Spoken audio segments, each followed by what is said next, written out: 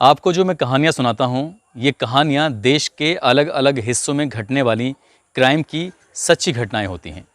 और इन्हीं सच्ची घटनाओं को कलेक्ट करने के लिए, उनके बारे में जानकारियाँ जुटाने के लिए जो मेन स्ट्रीम मीडिया है, चाहे वो प्रिंट हो या इलेक्ट्रॉनिक मीडिया हो, उसके वेब पोर्टल से घंटों रिसर्च के बाद एक कहानी तैयार होती है और वही कहानी आप तक पहुंच जाती है। कई बार बड़ी मुश्किलें होती हैं, कई घटनाओं के बारे में जानकारी नहीं मिल पाती। आज भी कुछ ऐसा ही है। घटना ऐसी है कि उसे जानना तो सब चाहते हैं, मगर देश की जो मेन स्ट्रीम मीडिया है, चाहे वो प्रिंट हो या इलेक्ट्रॉनिक मीडिया हो, वहाँ से वो खबर गायब है। उसके बारे में कोई भी जानकारी नहीं है। जानकारी है तो सोशल मीडिया के अलग अलग प्लेटफॉर्म पर हज़ारों में, लाखों में लोग उस खबर को देख रहे हैं, उसके बारे में बहुत कुछ जानना चाहते हैं। मैं बात कर रहा हूँ राबिया की, यानी राबिया सैफ़ी की, जो कि दिल्ली के सिविल डिफेंस में नौकरी करती थी। आदाब, नमस्कार, सत श्री अकाल। मैं उस्मान सैफ़ी। आज की जो ये सच्ची घटना है, ये घटना है दिल्ली के संगम विहार की। दरअसल 26 अगस्त की रात लगभग 8 बजे का वाक़या है। राबिया सैफ़ी अपने परिवार को अपने घर पर फ़ोन करती है और वो फ़ोन जो है वो साइलेंट पे लगा हुआ है। इससे पहले कि घर वालों को पता चलता, फ़ोन कट जाता है। रात के लगभग 8:30 बजे के आसपास जैसे ही माँ उस फ़ोन को देखती है तो फ़ोन साइलेंट पे लगा हुआ था। वो परेशान हो जाती है कि राबिया तो अब तक आ जाया करती थी, लेकिन आज 8:30 बज गए हैं, अभी तक उसकी कहीं खोज खबर नहीं है। कॉल बैक करती है तो उधर फ़ोन स्विच ऑफ आता है।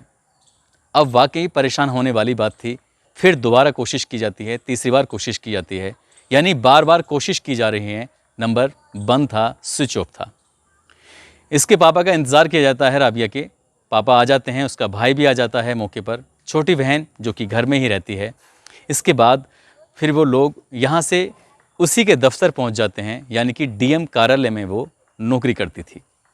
सिविल डिफेंस में उसकी नौकरी थी। यहाँ जाकर देखते हैं तो सब दफ्तरों के ताले लग चुके हैं और गेट पर एक गार्ड बैठा हुआ है।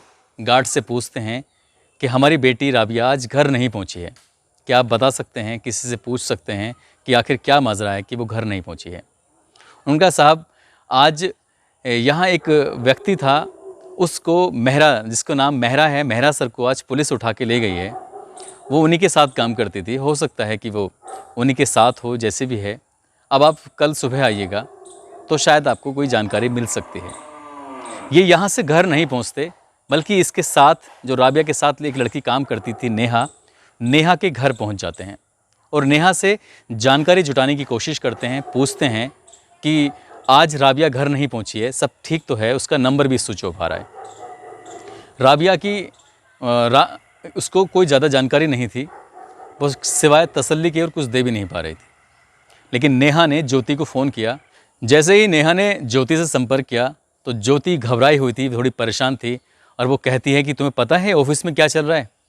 तो नेहा कहती है थोड़ा बहुत पता है, पूरी जानकारी नहीं है। फिर ज्योति राबिया की माँ से बात करने की कोशिश करती है, मगर उससे पहले पूछती है कि फ़ोन कहीं रिकॉर्डिंग पर तो नहीं लगा हुआ है। लेकिन नेहा की माँ कहती है कि हमारा फ़ोन रिकॉर्डिंग पर नहीं लगा हुआ है, और तुरंत ही फ़ोन पहुँच जाता है राबिया की माँ के पास। राबिया की माँ जो उससे सवाल करती है, वो उसका जवाब देने की कोशिश करती है, लेकिन राबिया की माँ थोड़ी पढ़ी लिखी नहीं है, इसलिए बातों को समझ नहीं पाती है। हालांकि ज्योति जाते जाते इतना ज़रूर कहती है कि रविंद्र मेहरा सर के साथ वो असिस्टेंट है, उनके साथ काम करती है, और आज उनसे पुलिस पूछताछ करने के लिए हिरासत में ली जाती है। हो ना हो 50% राबिया रविंद्र सर के साथ ही है। अब यहाँ घर वाले थोड़े तसल्ली उन्हें हो जाती है, हो ना हो सकता है कि मेहरा सर के साथ हो, इसलिए वो घर आते हैं और आके लगभग 4 बजे रात के सो जाते हैं।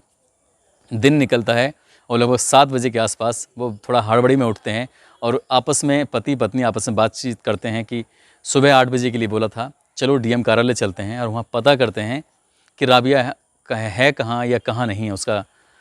अब यहाँ से वो रास्ते में जा ही रहे थे कि सामने से 2 दरोगा आ रहे थे।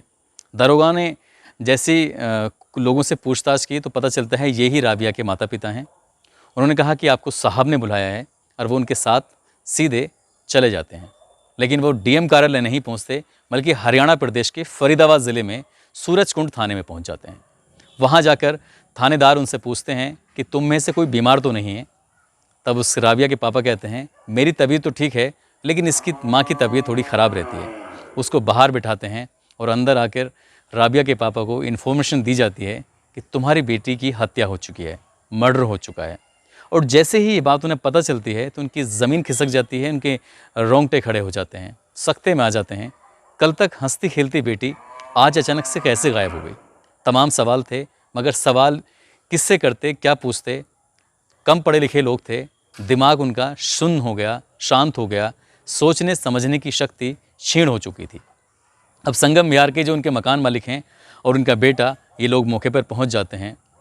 सबका पोस्टमार्टम होता है और पोस्टमार्टम होने के बाद इसके बारे में कई अलग जानकारियां इससे पहले मिल पाती। लड़की के पापा ने पुलिस से सवाल किया था कि आखिर मेरी बेटी की हत्या क्यों हुई है। उनका परेशान मत होइए, और जो भी हत्यारा है उसका नाम है निज़ामुद्दीन, जो सैदपुर का रहने वाला है। उसने दिल्ली के कालिंदी कुंज चौकी में सरेंडर कर दिया है और अपना जुर्म स्वीकार कर लिया है। वो कहता है कि उसका पति है, लेकिन कोई डॉक्यूमेंट्स नहीं दिखा सका, और साथ ही वो ये भी कहता है कि इसके चरित्र पर उसको शक था, इसलिए उसकी हत्या कर दी। परिवार वालों को अभी होश नहीं था, सुन लिया, लेकिन पता नहीं वो किस उसमें धुन में थे, उनका दिमाग काम कर रहा था, नहीं कर रहा था। डेड बॉडी घर पहुंच जाती है और उसके बाद उसको नहलाने धुलाने की तैयारी जब चल रही थी, तो यहाँ से लोगों के सोचने का जो एक नज़रिया था वो बदल जाता है। दरअसल जैसे ही मैयत को नहलाया जाता है, उसके सुपुर्दे खाक करने से पहले, उसके कब्र में दफन करने से पहले, तब महिलाएं वहाँ पे होती हैं। जब किसी लड़की की या महिला की बॉडी होती है, जब महिलाएं देखती हैं तो उसके देखने के बाद उनके रोंगटे खड़े हो जाते हैं। दरअसल गर्दन लगभग कटी हुई थी, थोड़ी बहुत जुड़ी हुई थी। शरीर के अलग अलग हिस्सों में चाकुओं से, यानी कि धारदार हथियारों से वार किए गए थे, इतने कि गिनने वाले भी थक चुके थे। उसके चेस्ट को भी काटा गया था, प्राइवेट पार्ट्स में भी धारदार हथियार से हमला किया गया था। अब महिलाओं ने यहीं पर एक अंदाज़ा लगाना शुरू कर दिया कि इसके साथ होना हो कुछ ना कुछ गलत हुआ है, जबकि पोस्टमार्टम रिपोर्ट में आया था कि सिर्फ 50 चाकू कम से कम मारे गए हैं इसको। अब घर वालों के लिए यहाँ शांत नहीं बैठना चाहिए था। अगर उन्हें लग रहा था कि हरियाणा पुलिस उनका सपोर्ट नहीं कर रही है, तो कम से कम वो दिल्ली पुलिस के किसी नज़दीकी थाने में जाकर और अपने हिसाब से एक मुकदमा दर्ज कराते और पोस्टमार्टम फिर से कराते, ताकि पता चल जाता कि इसके साथ क्या क्या घटनाएं हुई हैं, क्या हरियाणा पुलिस जो बोल रही है वो सच है या नहीं है, इसमें क्रॉस वेरीफाई हो जाता। मगर घर वालों ने उसका सुपुर्दे खाक कर दिया और ये बात धीरे धीरे फैलती चली गई, पूरे संगम बिहार में फैली। उसके बाद ये फिर सोशल मीडिया पे लगातार घटना तैरती चली गई। जो देश की मेन स्ट्रीम मीडिया थी वो इस खबर से बिल्कुल बेखबर थी, और ये खबर सोशल मीडिया पर लगातार तैरने लगी और इंसाफ की मांग उठने लगी।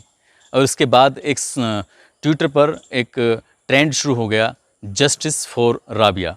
इसके नाम से हज़ारों ट्वीट होने लगे और देश के अलग अलग हिस्सों में लोग सड़कों पर उतर आए, धरना प्रदर्शन करने लगे कि क्या ये बेटी देश की बेटी नहीं है? क्या निर्भया के मामले में ही लोग सड़कों पर उतरेंगे? क्या इसके मामले में सड़कों पर नहीं उतरेंगे? इस तरह के जब सवाल होने लगे तो वाकई ये कहीं ना कहीं परेशान करने वाली बात थी। इवन मुझसे भी मेरे कई दोस्तों ने कहा कि आपको राबिया के ऊपर खबर बनानी चाहिए। मुझे भी शायद खबर बनानी चाहिए थी, इसके लिए मैंने तलाश करने की कोशिश की, मगर कुछ भी तो हासिल नहीं हो रहा था इसके बारे में। अब सवाल ये उठता है कि जब भी कोई लड़की के साथ इस तरह की घिनौनी हरकत होती है तो सबसे पहले उसका जाति, उसकी धर्म देखी जाती है। चाहे हाथरस की घटना ले लीजिए, एक दलित समाज की बेटी के साथ घटना होती है तो सबसे पहले दलित समाज के लोग ही सामने आते हैं। अभी हाल ही में दलित समाज की 9 साल की एक बच्ची के साथ दरिंदगी होती है, उसके शव का अंतिम संस्कार कर दिया जाता है घर वालों की बिना मर्जी के, उसमें भी उसी समाज के लोग जुड़ते हैं। हरियाणा में एक निकिता नाम की लड़की के साथ ऐसा होता है, उसी समाज के लोग जुड़ते हैं। यही सबसे बड़ी कमी है हमारे देश के लोगों की कि जो भी बेटी के साथ कुछ होता है वो देश की बेटी कम बन पाती है और वो जाति और धर्म में फंस के रह जाती है। कोई मुट्ठी भर लोग उसके लिए आवाज़ उठाते हैं, और वैसे भी आवाज़ उठाने की ज़रूरत तो है नहीं, क्योंकि जब निर्भया के मामले में पूरे देश ने आवाज़ उठाई थी तो हमारे देश में कई तरह के बदलाव हुए थे। और आप देखते भी होंगे कि कोई घटना होती है और तुरंत ही व्यक्ति को फांसी की सज़ा सुना दी जाती है। हालांकि होती नहीं है, क्योंकि ये भी एक देश की कानून की प्रक्रिया है, उसमें कई प्रक्रियाओं से होकर गुजरना पड़ता है। मगर 2014 के बाद में देश के कानून में कई तरह के बदलाव हुए हैं। ज़रूरी नहीं है कि हर मामले में सड़कों पे उतरा जाए, लेकिन ज़रूरी ये है कि जिस प्रदेश में जिस जगह पर वो घटना हो रही है, वहाँ की पुलिस, वहाँ का प्रशासन, वहाँ का शासन उस घटना को लेकर कितना ईमानदार है। इसमें ज़रूरत थी, ये जो लड़की है राबिया, वो 3 प्रदेशों को बिलोंग कर रही थी। उत्तर प्रदेश के मुरादाबाद ज़िले के ठाकुरद्वारा तहसील के किसी गांव की रहने वाली थी। उसके परिवार ने कुछ पैसे कमाने के लिए दिल्ली की ओर रुख कर दिया था। इसमें मुख्यमंत्री योगी आदित्यनाथ भी ट्वीट कर वहाँ की हरियाणा सरकार से अपील कर सकते थे कि इस मामले में निष्पक्ष जांच करके और दोषियों को कड़ी से कड़ी कार्रवाई दिलवाइए। साथ ही दिल्ली में रहते थे, संगम विहार में, तो इसलिए मुख्यमंत्री अरविंद केजरीवाल की भी एक नैतिक जिम्मेदारी बनती थी। वो भी हरियाणा के मुख्यमंत्री मनोहर लाल खट्टर से अपील कर सकते थे, मांग कर सकते थे, साथ ही इसके परिवार वालों से मिल सकते थे, उन्हें आर्थिक मदद भी दे सकते थे, क्योंकि इस परिवार ने राबिया को पढ़ाने लिखाने के लिए न केवल मजदूरी की बल्कि घरों में जाकर झाड़ू पोंछे का काम भी किया। मगर उस बच्ची से बहुत सारी उम्मीदें थीं कि वो अभी सिर्फ सिविल डिफेंस में उसका सिलेक्शन हुआ है, वो तैयारी कर रही थी और आगे चल के वो बड़ा ऑफिसर बनना चाहती थी। मगर सपने सब चकनाचूर हो गए हैं, और क्योंकि इसकी जो डेड बॉडी है, उसकी लाश है, वो फरीदाबाद ज़िले के सूरजकुंड थाना क्षेत्र में मिली थी, तो वहाँ के मुख्यमंत्री मनोहर लाल खट्टर की भी जिम्मेदारी बनती थी कि वो ही एक ट्वीट कर देते कि परिवार वालों, आप परेशान मत होइए, इसके मामले की निष्पक्ष जाँच की जा रही है। कुछ लोग जब थाने में पहुँचते हैं तो थानेदार कहते हैं कि मुझे कुछ जानकारी ही नहीं है। कितनी विडम्बना है कि वो लड़की के मामले में ना तो थानेदार कोई दिलचस्पी ले रहा है, और जिस दफ्तर में, जिस डीएम कार्यालय में वो काम करती थी, वहाँ के जिला अधिकारी भी शांति बनाए हुए हैं। पता नहीं इस लड़की को इंसाफ मिलेगा भी या नहीं मिलेगा। इसकी असली कहानी कभी जनता के सामने आएगी भी या नहीं आएगी। मुख्यमंत्री अरविंद केजरीवाल शायद ये भी कर सकते थे कि उसकी बॉडी को फिर से पोस्टमार्टम के लिए निकलवाते और एक डॉक्टर के बेहतरीन पैनल से ये काम कराते। तब भी ये बिल्कुल आसानी से पता चल जाता कि इस लड़की के साथ बलात्कार हुआ है या नहीं हुआ है, कितने लोगों ने इसके साथ दरिंदगी की है, नहीं की है, इस हत्या में कितने शामिल थे, नहीं थे। फिर इसके अलावा हमारे देश की बेटी तो है ही, देश के प्रधानमंत्री का भी फ़र्ज़ बनता था, वही कह देते कि इस लड़की के मामले में निष्पक्ष जांच की जाएगी, अगर आपको भरोसा नहीं है तो सीबीआई से जांच करा लेते हैं। मगर कोई भी नहीं बोला, सभी नेता नगरी शांत है, और माँ बाप एक उम्मीद बनाए बैठे हैं कि उन्हें इंसाफ मिलेगा। अब इंसाफ मिलेगा या नहीं मिलेगा, ये भविष्य के गर्भ में छिपा है, लेकिन लोगों को थोड़ा संयम बरतना चाहिए। साथ ही सड़कों पे एकदम से नहीं उतरना चाहिए, और उतरना है तो सभी बेटियों के लिए उतरना चाहिए, सिंगल अपनी अपनी बेटी के हिसाब से नहीं सोचना चाहिए। इस कहानी को सुनाने का उद्देश्य भी किसी को परेशान करना नहीं है, किसी का दिल दुखाना नहीं है, बल्कि आपको सचेत करना है, आपको जागरूक करना है। आप जहाँ भी रहें अपना ख्याल रखें, सुरक्षित रहें। जय हिंद, जय भारत।